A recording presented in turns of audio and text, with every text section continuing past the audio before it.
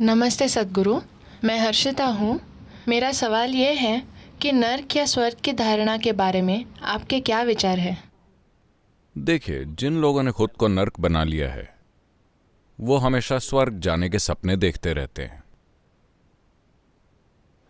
हाँ,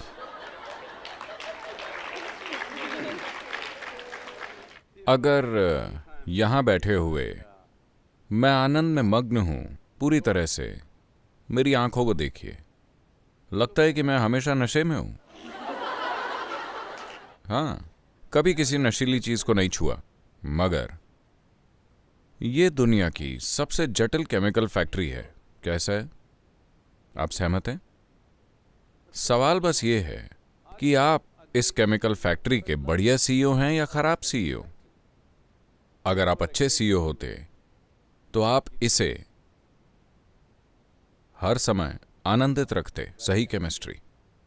अगर आप एक खराब सीईओ हैं तो आप बुरी केमिस्ट्री पैदा करेंगे और सोचेंगे कि ये इसके या उसके कारण है।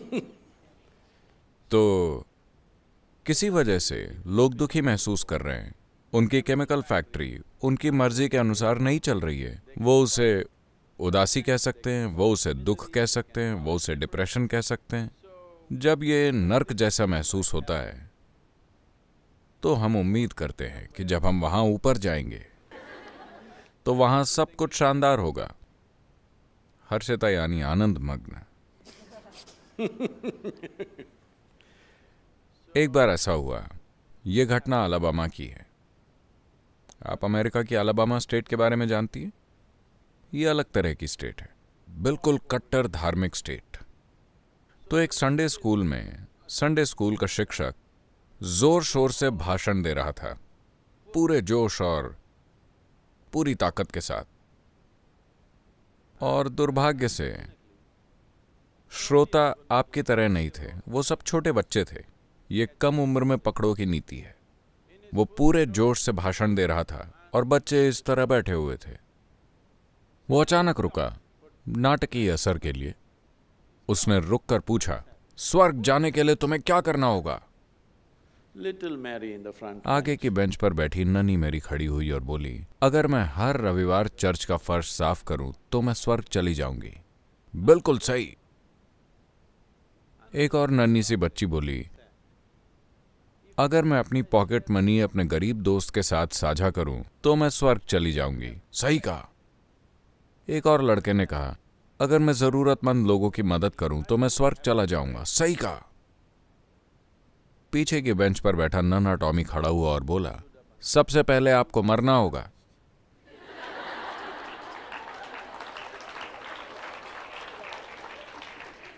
तो यही योग्यता है। स्वर्ग जाना है तो आपको मरना होगा।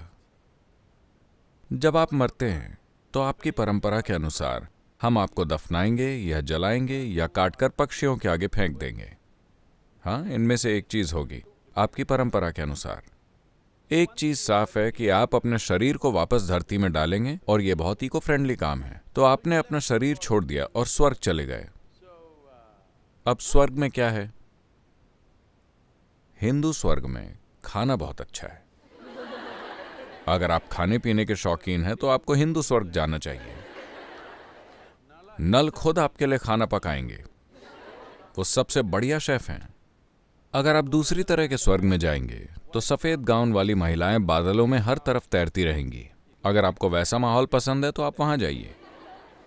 अगर आप दूसरे स्वर्ग में जाएंगे तो आपको हूरों वाली समस्या होंगी। अगर आपको वही चाहिए तो आप वहां जाइए। लेकिन आप वहां शरीर छोड़कर गए हैं। मैं पूछ रहा हूं कि आप अच्छे खाने और हूरों का क्या करेंगे? हेलो, आपके पास शरीर नहीं है। ये सब शरीर की समस्याएं हैं, है ना?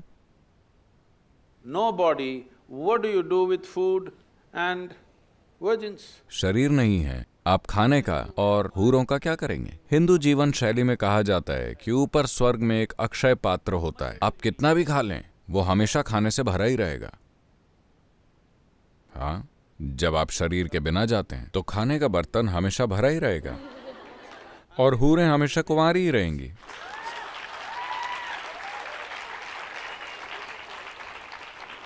तो हम लंबे समय से ये करते रहे हैं। ये एक सरल तरीका था। आपको पारंपरिक लोगों के मैनेज करने के तरीकों को समझना चाहिए। ये मानव जाति को मैनेज करने का एक तरीका था। आप दुखी हैं, अयो चिंता मत करो, जब तुम वहां जाओगे सब ठीक हो जाएगा। तसल्ली। अगर कोई मनोचिकित्सक ऐसा कहे तो ठीक है, लेकिन आपने वाकई उन्हें यकीन दिला दिया कि वहां सब कुछ बढ़िया होगा, यहां तुम अपनी जिंदगी बिगाड़ लो, तो ये अच्छी बात नहीं है। कोई गहरे दुख में है, चिंता मत करो, जब तुम जाकर ईश्वर की गोद में बैठोगे तो सब ठीक हो जाएगा। ये एक मनोवैज्ञानिक उपाय है। ये चलेगा जब लोग भयंकर दुख में हो, मगर इसे ब्रांड बनाकर हर जगह मत बेचिए, क्योंकि ये इस तरह काम नहीं करेगा। अब लोगों के दिमाग में स्वर्ग ढह रहे हैं। दुनिया में शराब और ड्रग्स के सेवन में इतनी बढ़ोतरी इसीलिए हो रही है क्योंकि लोग इसे व्यक्त नहीं कर पा रहे, लेकिन उनके दिमाग में स्वर्ग ढह रहे हैं। आप में से कितने लोग सोचते हैं कि एक दिन जब मैं स्वर्ग जाऊंगा तो सब कुछ शानदार होगा? मुझे यकीन है ज्यादा लोग नहीं होंगे, लेकिन अगर आप पिछली या उसकी पिछली पीढ़ी में देखें तो ऐसा सोचने वालों की तादाद काफी थी। तो जाहिर है कि इंसानी दिमाग में स्वर्ग ढह रहे हैं, क्योंकि अगर आप 3 सवाल पूछें तो तीनों स्वर्ग ढह जाएंगे। हाँ, तो जब मानव बुद्धि सक्रिय होती है तो वो निश्चित रूप से सवाल पूछेगी। अगर आप सवाल पूछेंगे तो ये चीजें ढह जाएंगी। तो लोग यहीं पर सारे विकल्प आजमा रहे हैं, वो यहीं सारा नशा कर रहे हैं। उन्हें सेहतमंद रहने के लिए केमिकल्स चाहिए, शांत रहने के लिए केमिकल्स चाहिए, खुश रहने के लिए केमिकल्स चाहिए, हर चीज के लिए उन्हें केमिकल्स चाहिए। मैं चाहता हूं कि आप इसे जानें। अमेरिका की 70% आबादी दवाओं पर निर्भर है। दुनिया का सबसे संपन्न देश। कोई व्यक्ति और समाज संपन्नता क्यों चाहता है? पहली चीज है कि आप अपना भोजन चुन सकते हैं, अपने पोषण के साधन चुन सकते हैं। दूसरी चीज ये है कि आप अपनी जीवन शैली चुन सकते हैं। खाने के लिए सबसे अच्छी चीजें आपके सामने हैं। जीवन शैली चुनने के लिए भी कई विकल्प मौजूद हैं, और इस समाज में 70% लोग दवाएं खा रहे हैं, प्रिस्क्राइब की हुई दवाएं। साफ है कि अगर आप आर्थिक विकास करते हैं इंसानी चेतना को विकसित किए बिना, तो हमारी दौलत हमारी सबसे बड़ी समस्या बन जाएगी। तो हम अभी भी आर्थिक विकास की देहरी पर हैं। अभी वो समय है जब हमें मानव चेतना को विकसित करने के लिए जरूरी चीजें करनी होंगी।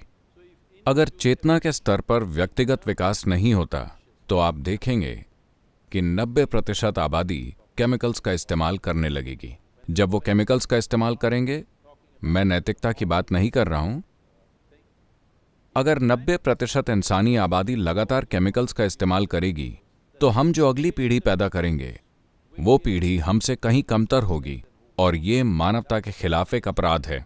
आने वाली अगली हर पीढ़ी को हमसे कम से कम एक कदम बेहतर होना चाहिए। अगर हम खुद से कमतर पीढ़ी पैदा करेंगे तो हमने मानव जाति के खिलाफ अपराध किया है। हम मानव जाति को पीछे की ओर ले जा रहे हैं, और केमिकल्स का इस्तेमाल बढ़ने के साथ यही होगा, और उसमें तेजी से बढ़ोतरी हो रही है। ये चेतना को बढ़ाने का समय है, इसलिए हम यहां आपके साथ हैं। कोकेन के बिना आपका दिमाग उड़ाने के लिए।